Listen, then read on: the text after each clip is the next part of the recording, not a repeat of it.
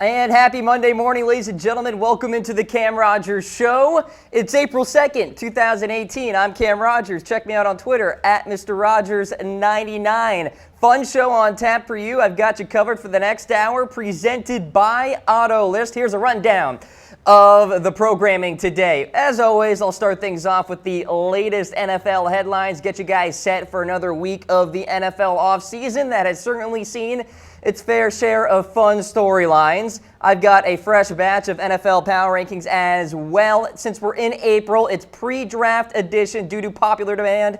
I want to bring back the power rankings. And then, of course, a look ahead to tonight's national championship game, Villanova and Michigan. I'll preview it for you guys, get you ready, go through some key stats, some key storylines, and I'll give you my prediction for tonight. And it's Masters Week on the PGA Tour, perhaps the most anticipated Masters ever. Tiger, Phil, Spieth, Rory, all playing very well on the golf circuit. I'll go through my Masters power rankings as well. Stay tuned to see where Tiger lists on those rankings. All right, so with that, let's get into the NFL headlines, ladies and gentlemen. We'll start things off with Marquette King, who's unemployed, even though he finished third among punters in 2017, according to Pro Football Focus. So the reasoning behind this. So according to reports, this was a, quote, message sent by John Gruden, who apparently didn't like King's personality. King was 2 years into his 5-year, $16.5 million contract, set to pay him $2.9 million in 2018. King has ranked top 10 at his position over the last 3 seasons, and a high ranking, as I mentioned, according to Pro Football Focus, in 2017. This tells me this obviously was not an ability thing, but more of a Gruden running the show kind of thing. So Gruden is now the sheriff in town, of course, as the head coach of the Oakland Raiders. The Raiders recently cut Clive Wolford as well, a promising tight end, third-round pick. He is now on the open market, and now Marquette King is searching for a new team. I'm sure he'll have no problem finding one. But this gets to a more macro kind of thought for me about John Gruden and, shall we say, a little bit of a rustiness in terms of being an NFL head coach. You got to go back to 2008 since the last time he was actually at a head coaching position, and making some of these head-scratching type of moves makes me wonder. And I'm not going to question this guy because, well, I've never been a head coach in the National Football League, let alone a Super Bowl champion. But John Gruden here making this kind of move makes me kind of put my thinking face on. Now, I want to ask you guys, will John Gruden be a successful NFL coach? Again, because of course he was once. Can he kind of bring back that fire and be successful yet again? Hit me up in the comments section on the Cam Rogers Show. I've already seen an influx of audience members watching the program live. We do appreciate you guys tuning in on this Monday morning. So Marquette King is apparently possessive of not a good personality for John Gruden, and apparently Jack Del Rio wasn't a fan of him either back when he was the head coach. Marquette King, we all know he likes to do the dancing, probably the more outspoken punters out there in the NFL, probably the most outspoken punter out there, which is not saying much, but still, if you think of Marquette King, you think of personality. Apparently that personality did not fall in line with what John Gruden wanted. And John Gruden got a good chunk of money to be the head coach of the Raiders. You better believe that he is calling the shots. Not Reggie McKenzie, all right? Not the Davis family. It's John Gruden who's running the show in Oakland. And that's why, reports were surfacing, was Marshawn Lynch going to make it? Looks like he has. Michael Crabtree did not. Clive Wolford did not. Marquette King also on the chopping block. We'll see if any other names surface here, but John Gruden asserting himself here as a head coach of the Oakland Raiders. And culture change, perhaps? I don't know. But Marquette King now on the open market. The Raiders are now looking for a new punter. All right, let's get to the next headline here. The New England Patriots leadership is reportedly growing angrier by the second with Rob Gronkowski. So first things first, Gronk is reportedly returning to the Patriots so long as Brady is the starting quarterback. So going off of that, that means Gronkowski is going to be back in week 1 of 2018. However, that same ESPN report suggested Bill Belichick is growing frustrated with Gronk's, shall we say, ambiguity in terms of coming back or not. So I've actually talked about this before on my program, how Bill Belichick is the kind of coach that if he senses you leaving the Patriots, whether it's through retirement or to another team or whatever, he already looks to life without you. And that's why the Rob Gronkowski trade rumors started to surface, because Bill Belichick is saying to himself, okay, you're not all in on the Patriot way, I'm going to trade you. So that's kind of the Bill Belichick mentality here, and that's why we're hearing these reports of New England's brass here growing frustrated. Gronk, of course, has been mulling retirement of late. We have yet to really get a firm announcement. I don't think we're going to get one. I think it's just going to be, oh, Rob Gronkowski shows up to OTA, so that must be that he's returning. There's been reports out there that Gronk really won't make some sort of grand announcement, according to Ian Rappaport more specifically. So Gronk is obviously a critical piece to New England's offense. He was selected to his 5th Pro Bowl in 2017 after catching 69 passes for over 1,000 yards and 8 touchdowns, adding 218 yards and 3 scores in the playoffs. But this could perhaps be another point of tension in the whole New England Patriots kind of bad PR that's happened of late. First, it was the Alex Guerrero situation, right, with Tom Brady's trainer, and that some of the New England Patriots players were going to Guerrero for rehabilitation rather than seeing the New England Patriots team doctors. That frustrated Belichick. So that's point of contention number 1. Point of contention number 2, the whole Malcolm Butler benching, where a lot of players out there grew frustrated with Bill Belichick's decision. I'll talk about what Malcolm Butler actually said to Belichick during that Super Bowl. I'll get to that. And then point of contention number 3 now could be the Rob Gronkowski trade rumors all of a sudden. That could be, number 1, angering the players, because I'm sure the players don't want Rob to get traded. And then this also angering Bill Belichick, because Bill's like, all right, well, Rob, are you in or are you out on the New England Patriots for 2018? I got to know. And Gronkowski's kind of doing him right now, to say the least. It's interesting. He actually posted on Instagram recently when Danny Amendola signed with the Miami Dolphins. And in that Instagram post, he said, be happy, be free. Happy was all caps, free was all caps as well. Perhaps to indicate some emphasis that maybe some of these players on the Patriots right now aren't exactly happy. And maybe Rob Gronkowski doesn't feel free right now. Maybe that's why he wants to go into retirement or whatever the case may be.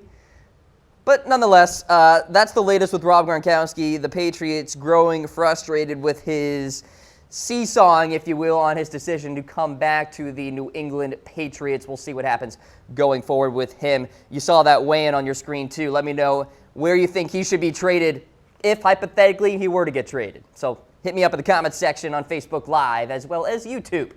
All right, let's get to that next headline here. Lamar Jackson's stock is moving up, according to Yahoo Sports. So his pro day under his belt.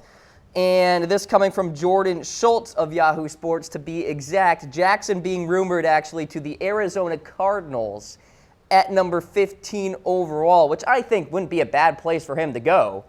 You have offensive coordinator Ken Whisenhunt there, who recently met with Jackson. My understanding also is that the Chargers have interest in him. So I think Arizona would be intriguing. I think the Chargers would be an interesting spot. I think Mike McCoy would do a nice job. So actually, just to correct myself there, Ken Whisenhunt with the Chargers met with Lamar Jackson. Mike McCoy, offensive coordinator for the Arizona Cardinals, I think would work well with Lamar there. And I think he'd have little pressure to start for the Arizona Cardinals. Why is that? Well, the Cardinals have Sam Bradford and Mike Glennon, both there at the quarterback position. You bring in Lamar Jackson. Unless Jackson absolutely stuns the Arizona Cardinals coaching staff, there's no way he's starting week 1 of 2018. It's going to be Bradford. It's going to be Glennon. And so there's an opportunity there for Jackson to kind of learn under Mike McCoy, get the system down in Arizona. Steve Wilkes, the new head coach out there, more of a defensive mind, but really a smart guy. So really a good opportunity there for Jackson to kind of mold himself into a good quarterback. And no pressure in week 1 of 2018 when you have 2 veterans there on that roster. Matt Miller of Bleacher Report, a well-respected draft analyst out there, actually has Jackson going in the 2nd round. So that's interesting, despite the rumors right now that Jackson could go number 15 overall to the Arizona Cardinals. Now, Jackson's a playmaker. It's what he does. Had 3,660 passing yards, 1,601 rushing yards, and 45 total touchdowns with just 10 picks in 2017. This guy has a nose for the end zone and has a nose to create yardage in the offensive game. That's the reason why he was ACC Player of the Year in 2016 and 2017, respectively. So Lamar Jackson moving on up. He's not in that Josh Allen, Baker Mayfield, Sam Darnold kind of conversation, but for the Arizona Cardinals in a very awkward position here where they're trying to figure out their future at the quarterback position, selecting number 15 overall, could see an opportunity to draft Lamar Jackson and perhaps have him be a very viable quarterback going forward in the Big Toaster. All right, folks, you're watching the Cam Rogers Show here on Chat Sports Facebook Live. Get back to the headlines in a matter of seconds here, but first, we are sponsored by Autolist. Head on to Autolist.com. Get that car shopping done in a flash.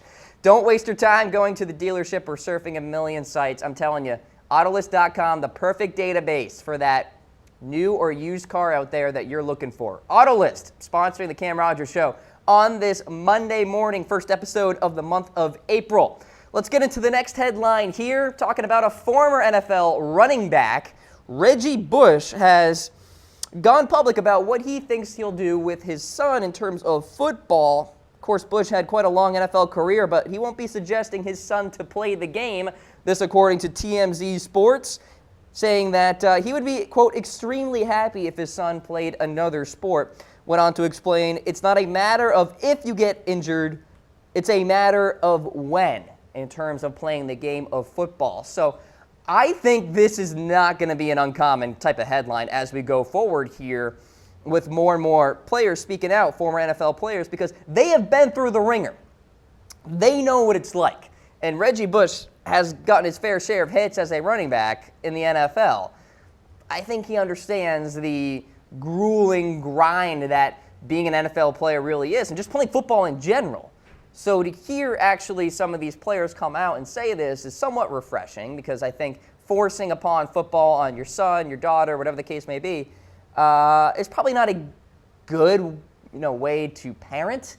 So Reggie Bush coming out there, playing 5 seasons, of course, with the Saints, 2 with the Dolphins, 2 with the Lions, 1 with the 49ers, and 1 with the Buffalo Bills. Like I said, I'd expect we'll hear more from the same from former NFL players who welcome children into this world. They've been through it. They know the risks of the game. Reggie Bush not going to force his kin to play the game of football there. So maybe it's golf. We'll see. All right, let's get to the next headline here. Malcolm Butler has sounded off on the New England Patriots, more specifically head coach Bill Belichick and former defensive coordinator there, Matt Patricia. So Butler told Sports Illustrated TV he approached Belichick and Patricia before or during Super Bowl 52 saying, quote, "This, how we gonna end this?" Of course, Butler was on his way to becoming a free agent, and so probably assumed that it was going to be his last game with the New England Patriots. Butler infamously played in just one special teams snap in Super Bowl 52, and his benching was certainly a factor in the Patriots losing. Don't tell me it was not, because Eric Rowe got burned a million times in that Super Bowl. So according to Ian Rappaport of NFL Network, Butler was benched for multiple issues, including an illness, which I really don't believe, a, quote, rough week of practice, again, don't really believe that, and a curfew violation. That what I believe, because that's something that Bill Belichick will punish a player for. Oh, you missed curfew by 5 minutes? Benched. I'm going to throw my Super Bowl potentiality out the window because you were late for curfew. That's what Bill Belichick does. And I think that's kind of one of the downfalls of Bill Belichick as a head coach. He's a Hall of Famer. Unbelievable guy. Fantastic mind. But if you want to point to one thing, he's a little petty about some of this stuff, about some of the off-the-field things where, for example, he's growing frustrated with Rob Gronkowski because he has yet to make up his mind about retirement or coming back to the Patriots. He benches one of the premier cornerbacks in the NFL for being late to a curfew, apparently, or a rough week of practice. This is a guy who played in 97.8% of New England's defensive snaps during the season prior to the Super Bowl. He led the team with 12 passes defended. You're late for a curfew, you bench him in the most important game of the year in Super Bowl 52, and you hand the Philadelphia Eagles a championship. Okay, maybe not hand them, because they certainly earned it, and I picked them to win that game. But it's just something I think we should all kind of ponder here about Bill Belichick. Maybe he's getting a little over the top here with this bad cop type of deal, the tough love approach to management, if you will. And maybe that's why there are rising tensions within the New England Patriots brass. Not just Belichick, not just Kraft, but also Belichick and Brady, Belichick and Gronk. The list goes on. So something's going on with New England right now, and of course Malcolm Butler is sounding off. He's now a member of the Tennessee Titans, by the way, with Mike Vrabel there as the head coach out there. Dion Lewis, now a member of the Titans as well. So there you go. Malcolm Butler. Now that he's not a Patriot, he can talk a little bit about Bill Belichick now. All right, what's the latest with Odell Beckham Jr., you may be wondering? So the 49ers are quite interested in the wide receiver for the New York Giants. So as these trade rumors kind of heat up here, Jason La Canfora of CBS Sports has chimed in on the matter, indicating the 49ers are, quote, in proactive mode to make a move for Odell Beckham Jr., and that they're monitoring things closely. So we've got the Rams, the Seahawks, the Browns, and the Colts on his list of contenders for landing Beckham, as well as those 49ers. Now, the Giants have reportedly been seeking 2 first-round picks, and apparently that price tag is going upward, so it's not going down anymore. Don't expect anything imminent to happen here on this deal. So I think the Giants still want to work things out with Odell Beckham Jr. I don't even know if Gettleman and the OBJ camp have even discussed any of this stuff yet. So I think we have to let all of that play out first before, we jump on board with these trade rumors here. But I will say, I'd expect a decision from the Giants in late April. So later this month, we will have more information about the future of Odell Beckham Jr. I'll have it for you right here on the Cam Rogers Show. But here's what we should monitor. All right? Dave Gettleman has to figure out a way to please Odell, and it's not going to be by way of playing 2018 without an extension. So in essence, he's got to figure out a compromise with OBJ in terms of an extension that is a fair price. I think $20 million a year is a little much, and I think OBJ knows that. But Gettleman, this is a big-time priority for him because we saw the Giants' offense last year was not very good without Odell Beckham Jr. Okay, so obviously he's a centerpiece of that offense, and Eli Manning needs him big time. And I feel like the Giants are at a bit of a crossroads here, to begin with, in terms of what their future really is. Like, are they going to be a playoff contender in 2018? I really don't know. They have needs to address, especially on that offensive line. So, of course, Ian Rappaport recently reported OBJ won't set foot on a football field until that extension happens. Meanwhile, you got co-owner John Mara saying that there's a possibility OBJ doesn't even get one before the season starts. So we got two sides here. We got the John Mara side and the Odell Beckham side, and then Gettleman is just stuck in the middle, trying to figure things out. And if I had to guess, I think the Giants likely work something out, but not without drama and perhaps some tension here that continues to ramp it up. But Jason La Canfora chiming in on this, saying that the 49ers are certainly, have their ears perked up, if you will, listening into perhaps bringing in OBJ via a trade. The Rams, I'm not putting anything past Les Snead anymore. The Rams have been doing literally everything in free agency and via trades. You got the Seahawks that certainly have a need at wide receiver. The Browns have been active. John Dorsey has certainly not pulled any punches. And then you got the Indianapolis Colts, who could use a wide receiver opposite T.Y. Hilton. I know Ryan Grant's there and Chester Rogers, but they lost Dante Moncrief to the Jacksonville Jaguars. So there is the latest with Odell Beckham Jr. Again, probably going to wait until late April to hear anything in terms of a decision. But let's say the Giants don't give Odell Beckham Jr. that extension and they make an announcement of some sort. The trade rumors are going to pick up big-time steam. I'm telling you that right now. All right, so from one wide receiver to another, we got a signing to report. Kendall Wright is now a member of the Minnesota Vikings. So he's staying in the NFC North. The Vikings bolstering that wide receiver depth chart there. So outside of Adam Thielen and Stephon Diggs, definitely a drop-off for the Vikings in terms of wide receiver ability. Laquan Treadwell, Stacey Cooley. I think adding a veteran here in Wright is important, and Wright has shown some flashes in his career before. Led the Bears last year in terms of yards receiving, but that's not saying much because the Bears really didn't have a great aerial attack. So Kendall Wright, you go back to his second year in the NFL, 94 catches, 1,079 yards and a couple of touchdowns back in 2013. If he can bring back some of that form for the Minnesota Vikings, I think it's going to go a long way. And Kendall Wright's not going to be forced into the number one wide receiver role here with the Vikings either, like he was with the Chicago Bears. So playing in the NFC North continually, I think, is important as well. So Wright can kind of be that scout when the Vikings play the Bears 2 times at least in 2018. So a little viable signing there for the Minnesota Vikings. I'll let you know where they rank in my pre-draft power rankings later in the show. All right, how about some Cincinnati Bengals news? I haven't really talked about the Bengals much on my show because there hasn't been much to report. But here is the latest in terms of a potential Dalton extension. It's unlikely for now, according to Vice President Troy Blackburn, saying that contract talks just aren't appropriate at this juncture, saying, quote, "We don't think this is the time right now. What we are going to focus on right now is building the best team for 2018 we possibly can." Now, Dalton signed a 6-year contract extension prior to the 2014 season, worth up to $96 million, but only $17 million guaranteed. And Mike Florio recently broke down this contract, kind of more of a year-to-year type of deal. So it's kind of not as lucrative as you may think on the surface. He's going to count $16.3 million against the cap next season with $2.4 million in dead cap space. Dalton wasn't all that good in 2017, and that was a product of really bad tackle play.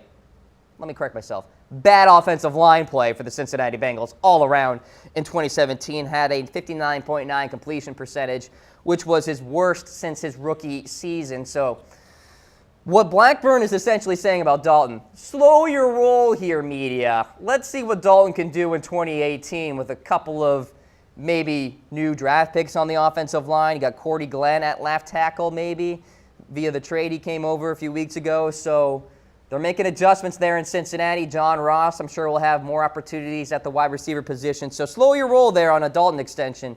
We want to see more from him is essentially what Blackburn is saying there.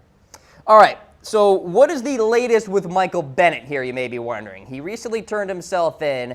So here is the deal. He's going to plead not guilty if this goes to trial. So we don't quite know if it will go to trial, but what we do know is Bennett thinks he's innocent. So Bennett is facing a felony charge for injury to the elderly, stemming from a Super Bowl 51 incident where Bennett allegedly pushed through security personnel, including a 66-year-old woman who is paraplegic, to gain field access to celebrate with Martellus, who ended up winning the Super Bowl with the New England Patriots. Now, Bennett could face up to 10 years in prison and a $10,000 fine if he is convicted. Bennett, of course, was recently dealt to the Philadelphia Eagles and looks like already causing the Eagles some headaches because of this whole ordeal. So Bennett, part of that vaunted defensive line there for the Philadelphia Eagles with Fletcher Cox, Timmy Jernigan, Haloti Ngata, the list goes on. Bennett now, he's in purgatory essentially in terms of whether or not he's going to be charged here and this is going to go to trial, but also in terms of the NFL, because even if charges aren't pressed here and this goes to trial, the NFL could still suspend Michael Bennett too. So that's something to monitor there. Now, this stemming from an event that happened a couple of years ago, so it's interesting that it's coming up at this point. But Michael Bennett on some tough, thin ice right now, shall we say, in terms of potentially being jailed or fined or suspended by the NFL. So the Philadelphia Eagles got to work on that right now, and they are monitoring the situation here. The legal process is ongoing. That's really all they can say. They recently released a statement on that. All right, so let's get back to some draft headlines here. So Ryan Leaf knows a thing or two about the NFL draft, for worse rather than better. Now, Leaf recently said on Fox Sports 1 that he thinks the number one quarterback off the board should pull an Eli Manning and say, no, I am not going to the Cleveland Browns. I refuse. Don't make me do it. All right, so Ryan Leaf was on Colin Cowherd recently giving his 2 cents about a quarterback going to the Cleveland Browns, saying that's where quarterbacks go to die. So I understand where Ryan Leaf is coming from here, right? He's saying that you look at the history books and playing quarterback for the Cleveland Browns has just not worked out. I am here to defend the dog pound and John Dorsey and Hugh Jackson and offensive coordinator Todd Haley, if you want to throw him in there. Because I think the Browns have made really good strides in terms of additions to this team. And Ryan Leaf talked about Sam Darnold here in terms of going number 1 overall. Dorsey has not messed around. They acquired Jarvis Landry. Carlos Hyde solidifies that backfield there. They've signed a talented cornerback in E.J. Gaines, who played really well for the Buffalo Bills last year. Josh Gordon has that unreal ceiling. We know what he can do. So in that vein, I think the Browns have plenty of improvement ahead of them. Just to say a blanket statement like Ryan Leaf said, there's no way that Sam Darnold should go to the Cleveland Browns. He should pull an Eli Manning or John Elway and refuse and tell his agent, figure out a way so that I don't go to the sad factory of sports, in football for sure. So for Ryan Leaf to say this, I understand he has a point. And I'm just going to refute it and say that I think the Cleveland Browns are headed in a positive trend. Now, I know there is nowhere else but up after 0-16. I get it.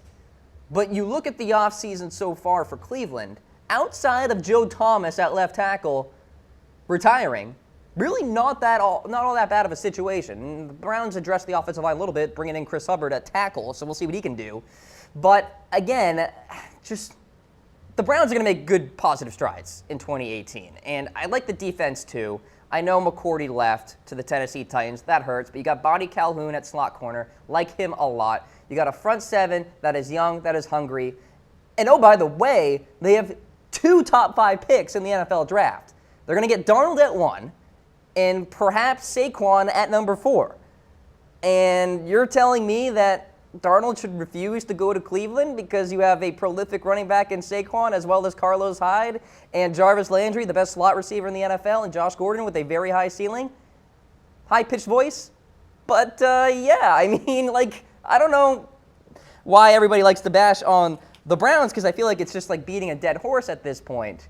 But we'll see what Sam Darnold does. I think if it's Josh Rosen, I think he might pull an Eli Manning and be like, no, don't make me go to Cleveland. Because Rosen has made comments before where he doesn't think Cleveland is a good fit for him. Sam Darnold, though, I don't see him pulling that kind of stuff. All right, so there's Ryan Leaf on the NFL draft there. So Paxton Lynch was a fairly high draft pick, and, well, he is now using Tom Brady's trainer to revive his career, if you will. Tom Brady's trainer, of course, Alex Guerrero, a point of contention for New England Patriots leadership, as I discussed earlier today. According to NFL Network, Lynch is working with Guerrero and, quote, he knows he's at a career crossroads and is prepared for battle. So the Broncos, I should say, recently brought in Case Keenum, and perhaps they could bring in another quarterback via the draft, whether it's a Josh Allen or a Baker Mayfield at number 5 overall. So Paxton Lynch is going to have his fair share of competition. He understands that. He's going to be battling it out in training and trying to get in football shape, I guess, to impress the Broncos leadership and the head coach there, Vance Joseph, and I guess the coaching staff in general. But here's the deal with Paxton Lynch. He ain't very good. And we saw him. There's a good amount of sample size on him as a starting quarterback. It's just not that good. So I think he's a career backup. But he's trying. He's training. But there is a difference between being in shape and being a quality quarterback in the National Football League.